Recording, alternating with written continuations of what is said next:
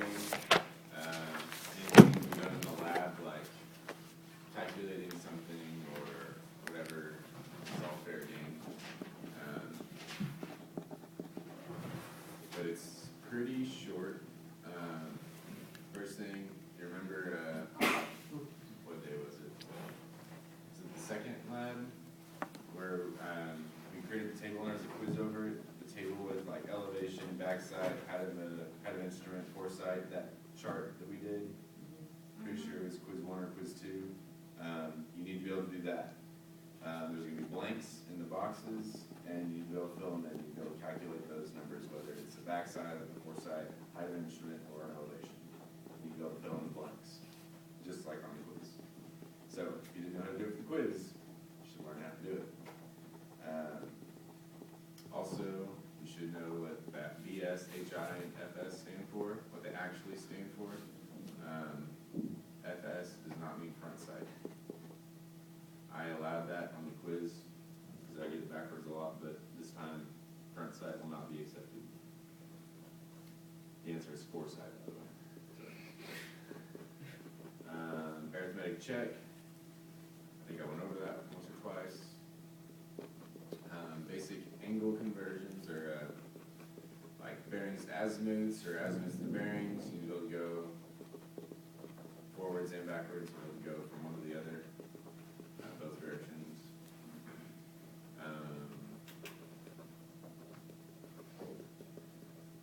Given a traverse, you should be able to find the error, like we had on that quiz, that most recent quiz, I think. You found the error and then adjusted the angles. Also, if you're given, say, you're given that it's a 5-sided traverse and you're only given 4 of the angles, you should be able to find the 5th angle. Right? That's pretty easy.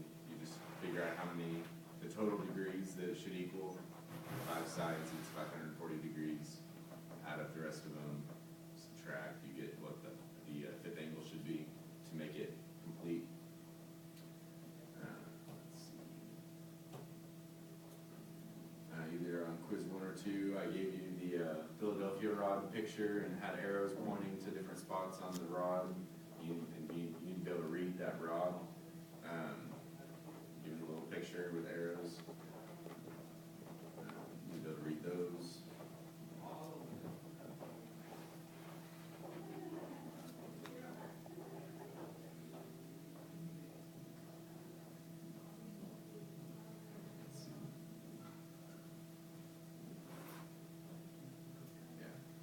Adjusted angles, assuming each angle has the same correction, like we did in quiz 4. A lot of people did really well in quiz 4. It was kind of a softball, but you guys did good. And then you're going to need to know how to explain in detail how to set up the theodolite, starting with nothing set up whatsoever to setting it up, all the way until it's ready to use.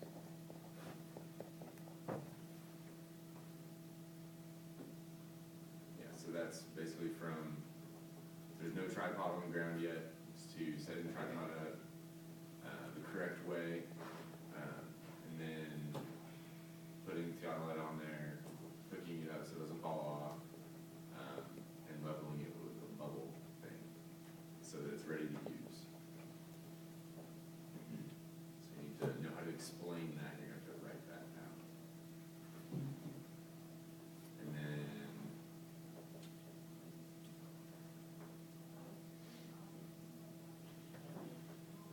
it's a separate question, but you need to explain how to zero set a theodolite. I think I might change that question slightly. It's going to still be how to use it. I might change it to how to measure an angle with the theodolite. I think I might change that. So it'll be how to set it up is one question, and then another question is going to be how to measure an angle. So that's zeroing it, the correct way to measure it, and then reading the angle. So if you look, I gave you guys a real simple explanation. It's also in your lab book. Make make sure they both open. You zero that's amazing, the black disc. You'll zero it, you'll lock the top, find your point, lock the bottom, unlock the top, measure your angle, lock the top, and read your angle. You guys remember that? Okay, say it again, but slowly. I want to say it right. So you have to make sure that both of them are free, like both of them are unlocked. Then you want to zero the black disc. The name of it escapes me right now. Then you'll lock the top. You'll find your left point, whichever is on to the left. Then you'll lock the bottom. Good. And then you'll unlock the top, measure your angle to your point on the right, lock the top again, and then look through the scope to measure your angle. Look through the sight of the numbers.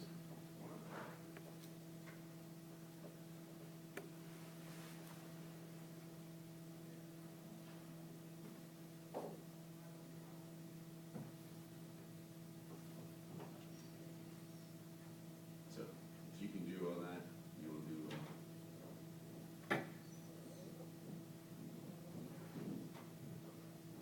Any questions?